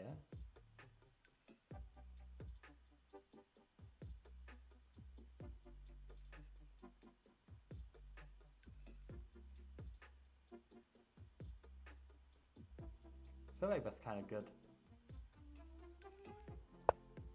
Let's try it. I feel like it makes sense. We want to get that outside passer, pretty much.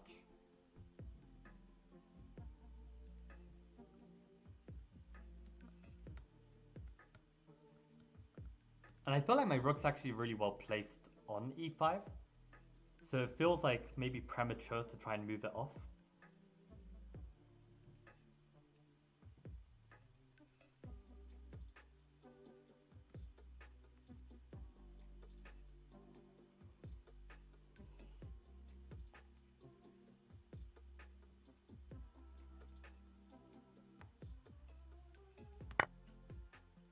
I mean, rook g5 was my idea. Okay, we need the time, so let's play a little bit fast. Let's take on here first, so that we can take back and protect our g-pawn, I mean e-pawn. And now we get this outside passer.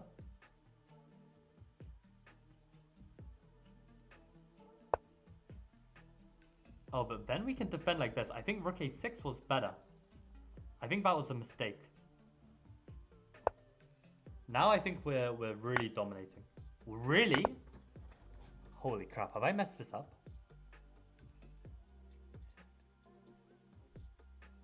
Wait a sec. Maybe even a4 is useful here. Oh, I have no time. No, we should activate the king.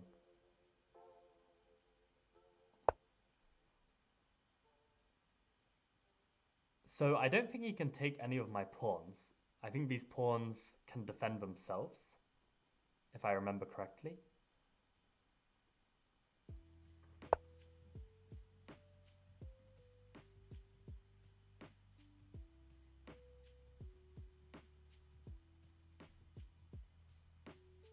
Oh my god, I've got no time.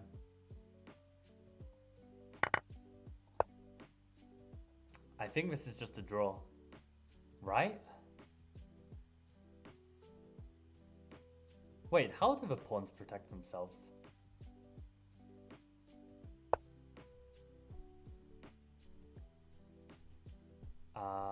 Let's get these pawns a bit higher. I'm very scared though. I'm extremely scared if I've somehow forgotten my endgames. I think this holds. I don't think they can ever take.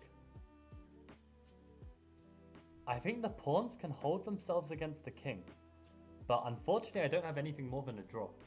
It's really good revision.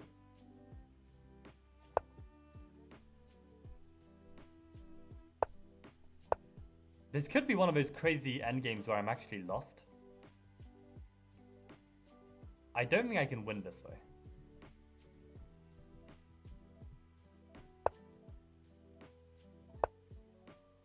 I think this is just a draw.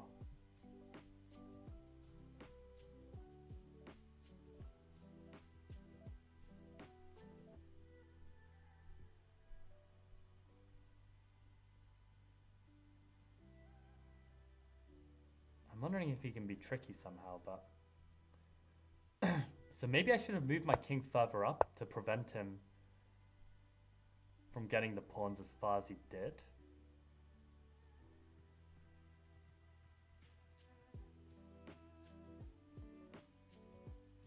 So if he plays c5, I play king b5. He takes, and then I can push though.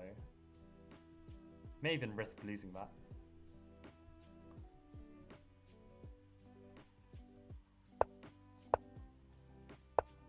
Okay.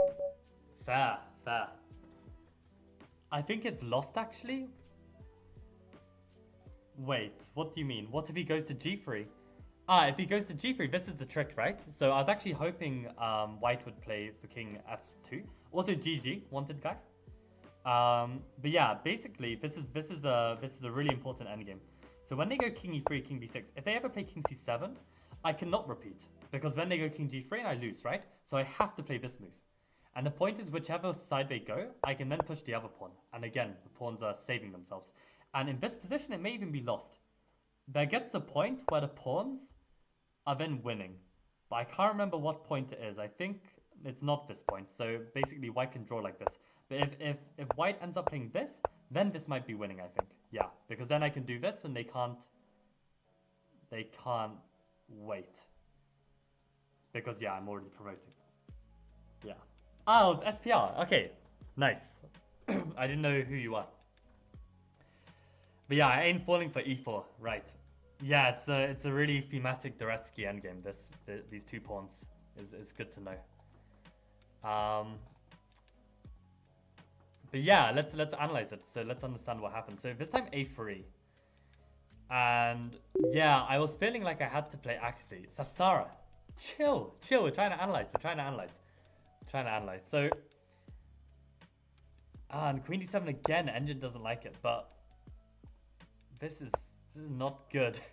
If I'm really on a knife's edge with this play, queen b3, and trying to hold with a queen on b5. That's one way to do it. Looks kind of scary. b5. Yeah, that queen d6 line now looks scary. I can't even trade queens.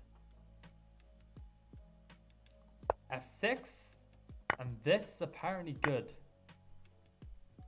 Yeah, I guess I create a weakness for myself. So maybe this g3 is like... it's such an interesting endgame, right? The problem is, it's like, I need to be sure I can actually hold this endgame. Because if I can't, and I'm playing a strong player, and I you know, I'm let's say playing a GM or something, and I get to like an endgame like this, and I can't hold it, it'll actually be brutal. Aha, you came up with Avrion's top engine. Nice.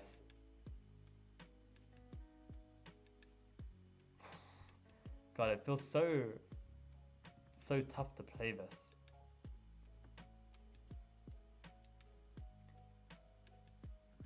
What? So I played b5, and then after, I mean, I'll have to use my own chess base engine to see if I can actually hold this.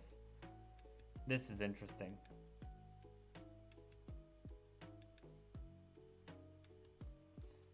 I mean, not that like a GM is necessarily going to find these moves either, but they might, you know. I just want a line where I feel like it's completely robust. So there's one move for sure that I felt was weak, SPR. I can call you wanted as well. I don't know what you'd prefer. But I thought, oh, this is actually not good. Interesting. I mean, I thought at this moment there was, yeah, there was a play around here where I thought it would be much better to play rook a6.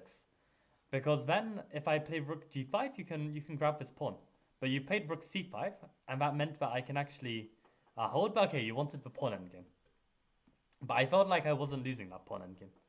But maybe I am. Maybe I am. Like, maybe I've missed something. Maybe I am. Let's have a look. So, king c1. I activated my king and b4. Yeah, and I wasn't sure if I should play with a4, but I guess it doesn't make a difference.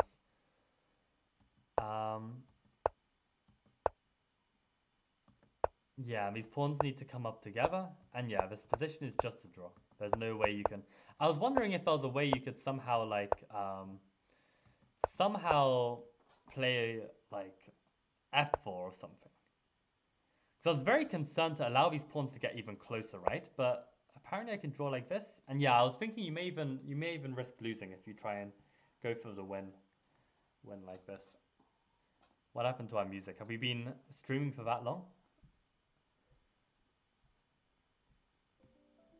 I flagged up a knight against Tom Junde. Ah, he's a strong player, right? I think I recognize his name. Oh, okay. We just started a new episode. He said I could have won a piece. Ah, you got flagged. First time ever. Okay, Sapsara, I'll give you the game. You know what? I'll give you the game. Why did you do the trip to Turkey a week before exam week? Well, it was during half term. It's half term. So the thing is, yeah. Oh wait, don't you want to be white, Sapsara? He's stronger than me? Ah, we'll see about that. We'll see about that.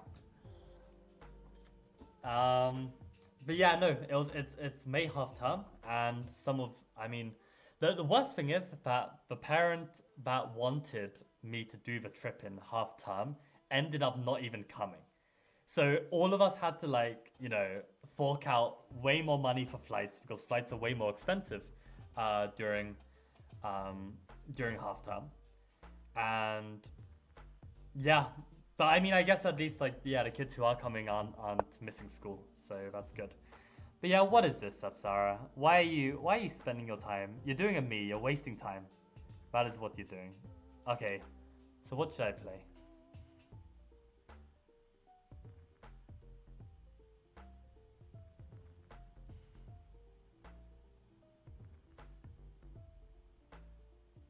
Probably d5. Let's see what you've got cooked. I'm curious. I don't believe in this move for 1 second. Yeah.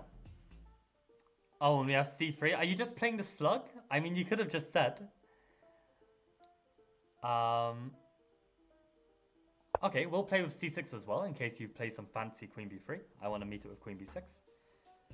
Yeah, Tricky, what is this? I mean, Sapsara's literally been begging to play for the last 2 hours straight, so, I mean, Sapsara has reinvented the slug, so congratulations. Why don't you prep the sodium attack? There's no need to prep it. There's no need to prep it. I mean, so far, this is just a slug, so I appreciate Sapsara following my footsteps. Um, let's just play a C3 Venom. Yeah, Lucas, you missed some insane preparation that I did.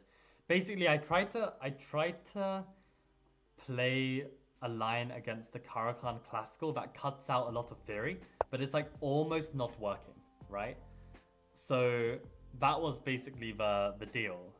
Like, can I survive this endgame? Yes or no? And the answer is maybe. What's the slug? You don't know my C3 knight A3 knight C2 F3 knight H3 knight F2? It's such a good opening. I played it over the board. Bro is recovering from the 4 out of 6. Arav, too true. Too true. I genuinely think this is... Is that... Would I be right in saying this is cope? Is that the right usage of the word cope? I don't know. I don't know the lingo. Oh, Lucas, I'm so sorry. I did not check Discord. I actually remembered and then forgot and then remembered and then forgot. So I will try my best to check. That is a pawn. That is definitely a pawn. What is Sapsara doing? He doesn't even have the excuse. Wait, hold on a sec. Let's be a bit careful. Nah. Doesn't even have the excuse that he's playing a marathon. I just gotta be careful that when he takes, I don't get greedy and take on C3. He's got bishop D2. So, yeah.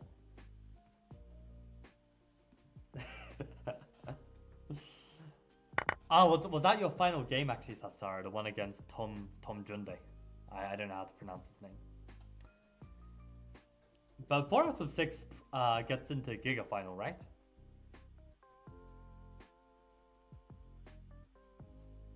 I'm sure you will like it. Okay, I'm very excited, Lucas. Actually, yeah, Lucas, I need to ask you for something, so I'll make a note of this.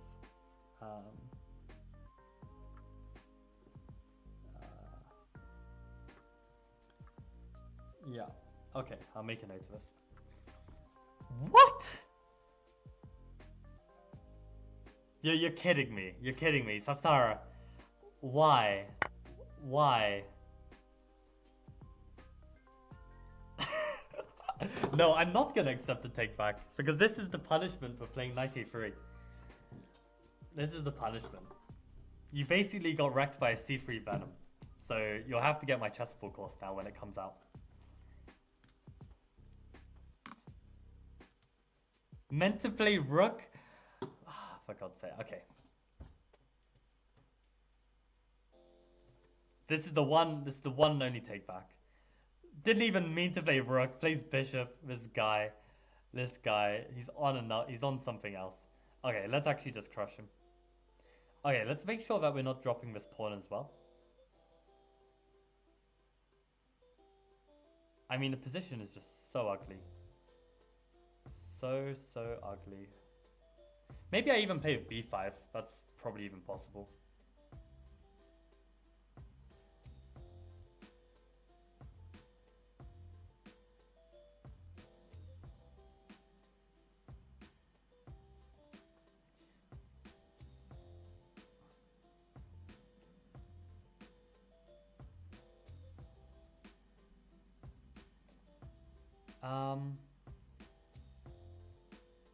Maybe I should just retreat.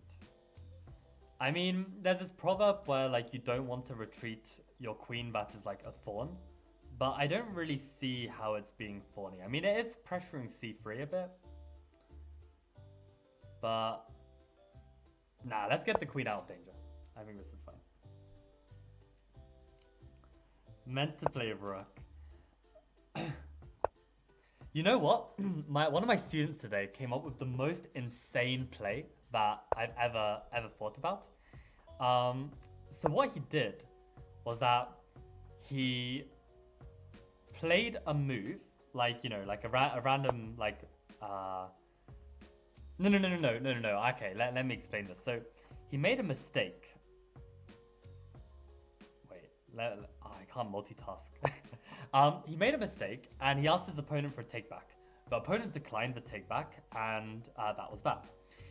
But then later in the game, he played a move that was a trap, a purposeful trap And then to make it look like it was a blunder, he asked for another take back. What a play. What a play. Like, I've never considered. Like, unbelievable play.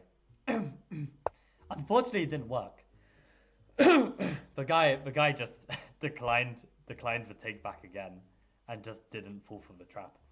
But I think, like, to replicate the same kind of speed at which he sent the take back, where one is actually a trap and one is not, I think that's really smart. I think that's really smart.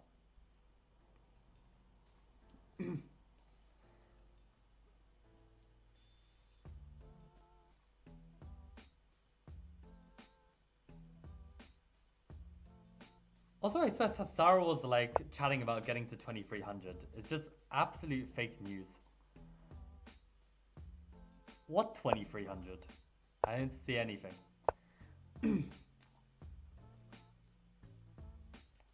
But yeah, got full domination of this position. A very timely castles to protect our rook. H5 to stop any nonsense. And this is just a dream. We could probably even sack on G3 and be winning. Do we want to be winning? Yeah, let's be winning. Let's be winning.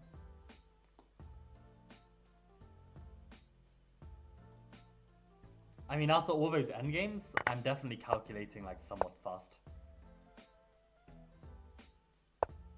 So we'll take a rook as well for our troubles. Probably, right? Let's take this rook as well. And...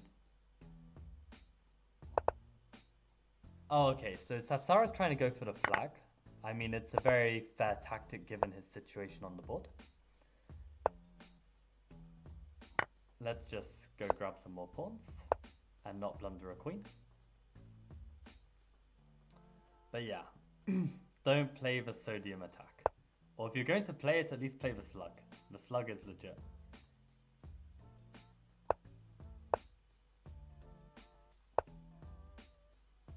Sapsara's got some speed though, I'll give him that.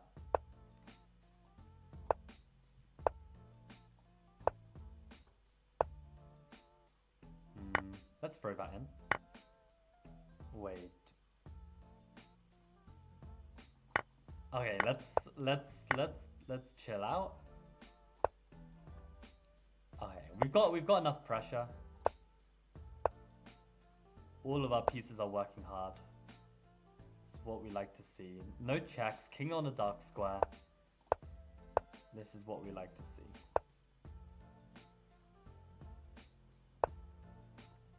That was not allowed to move. Nice. Good game, Sapsara. But yeah, if you want to learn the slug, I mean, you should. I don't know if I've got a YouTube video on it. I mean, I've got a bonus section on my chessable on the slug. It's a cool opening. Basically, with this setup, but then play f3, knight a3, knight f2. As well, it's cool. And then play with d3, e4, and basically either go bishop e3, queen d2, castles queenside, or you can play like g3, bishop g2, castles kingside. I went a bit wrong, yeah, you don't say. I didn't see the hang pawn. Ah, okay, right, yeah. It's queen b6 when the bishop is moved. This is quite a common theme. But yeah, basically my preparation for the Caro-Kann is really deep. Yeah, this is crazy. This a3 move. I don't know if I can make this work. This is my fear. I mean, I reckon most players will play with g4 though, but a GM might not. I don't know if I can actually survive this. It's really annoying. Because it'll be so nice if I can actually get away with this whole variation. Yeah. I mean, you know, is it even ever gonna come up? Like, the earlier forks in the road as well. I don't know. I think to be honest, guys, I'm gonna call it a day here. But so many interesting lines. I'm also curious of this bishop e1. Like, it looks like masters are getting to this point even and not even finding the right move. Like, I feel like knight e5 is such a natural move. But yeah, no one in Masters has ever played it. They played bishop e3, bishop e1. These are not even good moves.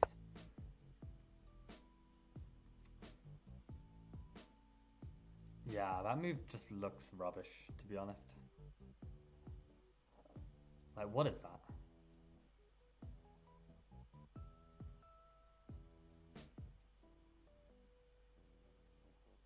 Yeah, but this is the price. This is the price you pay when you want to play a mainline opening. So this is my preparation, and I guess we'll see if this pays off. I do like how concrete the lines are, though.